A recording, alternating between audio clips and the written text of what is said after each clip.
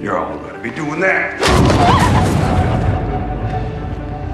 Oh, look at that!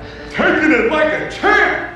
Suck my nuts.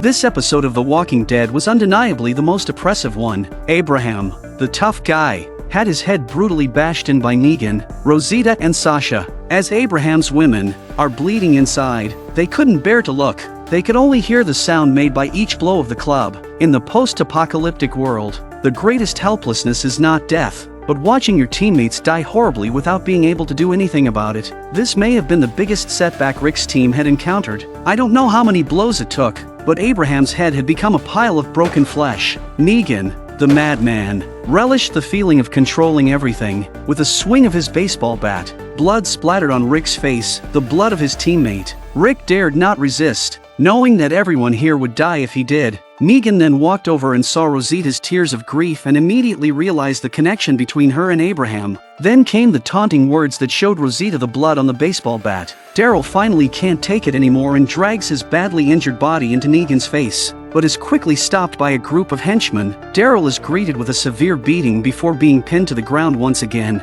Negan grew angrier as this act violated his rules of the game. Rick trembled, fearing that Negan might kill Daryl too. Negan said with a smile on his face, "That is a no-no." Daryl had thrown that punch with the intention of certain death. He never wanted to live. Dwight then approached with a crossbow, asking if he should shoot Daryl with an arrow. However, Negan grabbed Daryl's hair and simply said, "No need. You can't just easily kill him." Dwight had to back off and drag Daryl back into the group. Negan was truly terrifying. He wouldn't tolerate anyone breaking his rules, which was probably why he had survived this long. For those who disobeyed, Negan wouldn't kill them outright. Instead, he psychologically broke them, making them fear and respect him. So for Daryl's offense, Negan will mete out the punishment.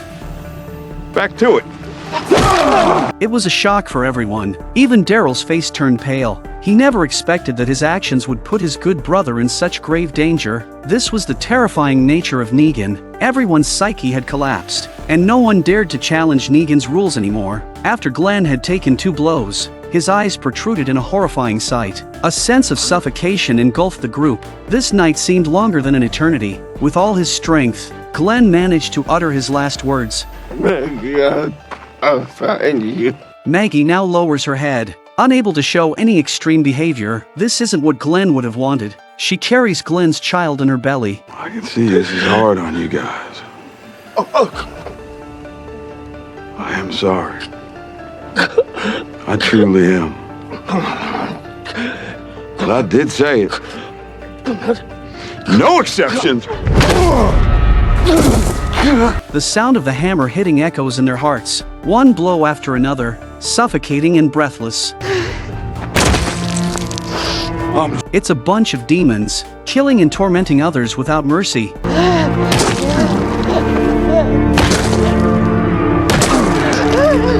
Lucille is thirsty. She is a vampire bat. After several minutes, Glenn's head turns into a pile of minced flesh. This is the moment when countless viewers also start to take off their powder. Rick's team is filled with rage, but they dare not show it. Rick is feeling the same way. Glenn was the first comrade he met in Atlanta, and they have been through so much life and death together. Rick thinks, maybe at the beginning, they should have fought against Negan with all their might, even if it meant facing death head-on. Now, strangely, Rick is less afraid. He blurts out these words. I'm gonna kill you. In the past, when facing Gareth at Terminus, Rick said something similar. Not today. Not tomorrow.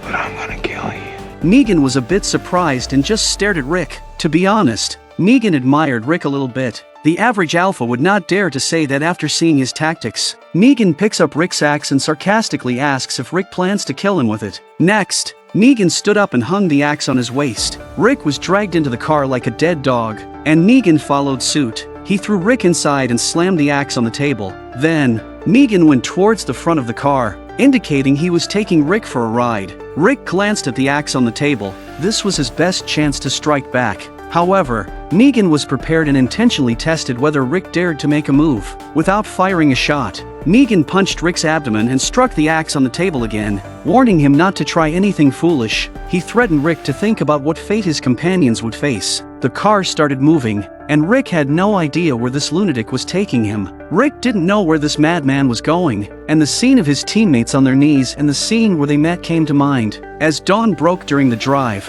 Rick became calmer, thinking about the impending fate of his friends. Without realizing it, the car had stopped. Negan approached the car door and opened it, revealing dense fog outside and many zombies within. Negan then tossed the axe onto the car roof and ordered Rick to retrieve it. He said, "Do that, and we'll be friends." Rick's face paled slightly. This was using him as a dog. If he did it, then he would be admitting to being Negan's lapdog. Zombies began to approach, and Negan effortlessly killed them while observing Rick, who remained unfazed. Negan leaned down and said again with some annoyance, "Go and pick up my axe." Rick understood that this was his final opportunity. If he didn't comply, he and his friends would die, thrown out. Rick quickly attracts zombies, and in order to survive he needs to pick up that axe. With no weapon in hand, he had no choice but to rely on evasive maneuvers. There's too many zombies here, and the view was compromised. After a fierce struggle, Rick managed to climb the stairs and reach the car roof where the axe lay. It was then he realized he had returned to the spot where a fallen tree had blocked their path during the day. Looking around,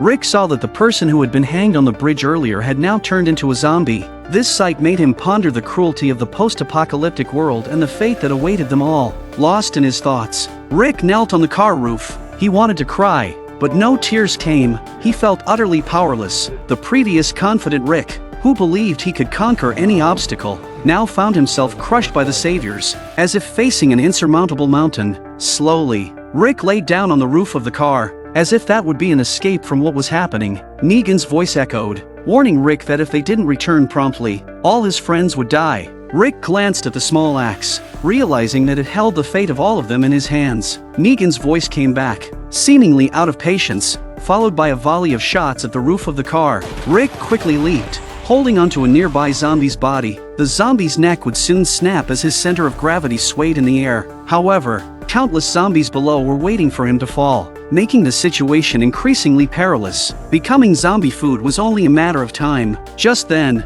Negan opened fire, clearing the zombies below, and Rick fell to the ground. Negan went on to say that time is running out. Rick, think about what could have happened to your teammates. Rick was in a hurry too. Images of other people getting their heads blown off were literally flooding his mind. So he rushes through the zombie horde looking for the axe, and finally finds it in a patch of grass. Rick takes the axe and hacks his way back to the RV, but when he tried to open the door, it wouldn't budge, and the zombies started closing in. Rick can only fend off the zombies at the door. When Rick runs out of steam, Negan opens the car door and shoots at the zombies. Once in the car, Negan looks at Rick and holds out his hand, and Rick has the good sense to hand over the axe. The car then began its journey back, and soon, they came to a stop. Negan wiped the axe clean and handed it to Rick. Taking it meant becoming Negan's lapdog. Rick looked at Negan with a gaze filled with anger and unwillingness, something Negan didn't want to see. He threw Rick down again and dragged him forward like a lifeless dog. Negan had taken Rick out to change him,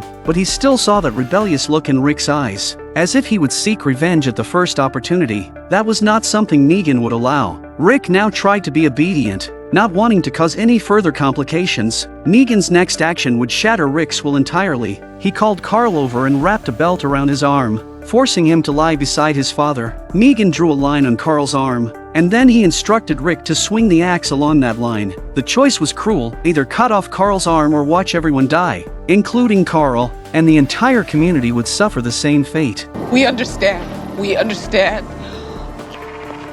I'm not sure that Rick does. Rick panics and pleads with Negan to cut off his arm or even kill him, but Negan, being cunning, refused. This was his way of instilling fear. Oh my God. Are you gonna make me count? Okay, Rick. You win. I am counting. 3! Please. It can be me. Please. 2! Please. No. Dude.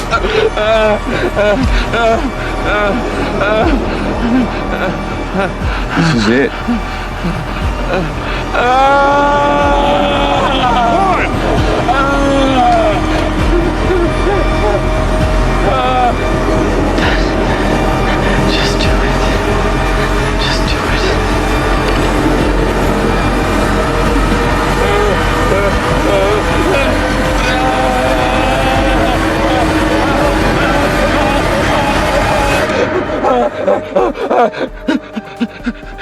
You answer to me.